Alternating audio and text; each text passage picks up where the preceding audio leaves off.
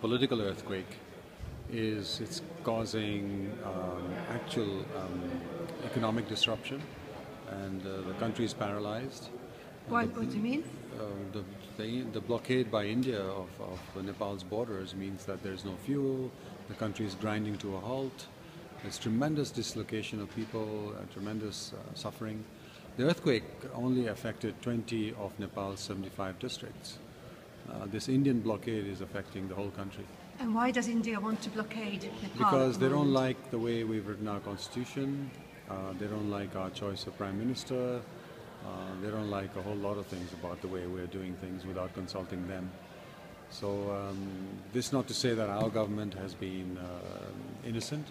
I think they have passed a very hasty and flawed constitution. So it needs to be amended because it needs to include everyone. But that doesn't mean that a big country goes to a smaller country and tries to bully.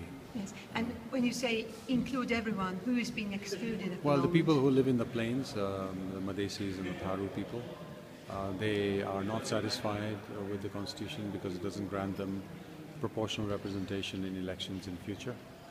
So basically they want more autonomy for themselves, and which they feel they don't have in the new constitution, and India is supporting that. And what about the reconstruction? Is that causing? Are you already looking into companies and how the companies conduct reconstruction? Or what sort of deals? Well, the reconstruction hasn't happened for two reasons. Firstly, it's a fault of our government because it has been preoccupied with politics. The Reconstruction Authority has not yet been set up, so the money that was pledged to Nepal, $4.4 billion, cannot be spent because there is no organization to spend it through.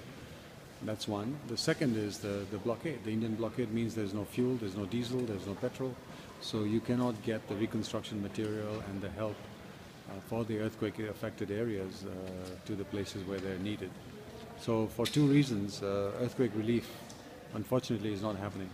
And what about the situation of journalists? Do you think the new constitution is increasing the freedom of the press, or what's... No, I think we'll always have freedom of press, but there's one worrying clause in the new constitution that tries to restrict the freedom of journalists by saying that journalists should be, will not have complete freedom to criticize the country, the state, to do anti-state activities, and so that's such a broad definition that it can mean any government in future can restrict press freedom. So we're trying to change that, but it's already there, so it has to be changed with an amendment.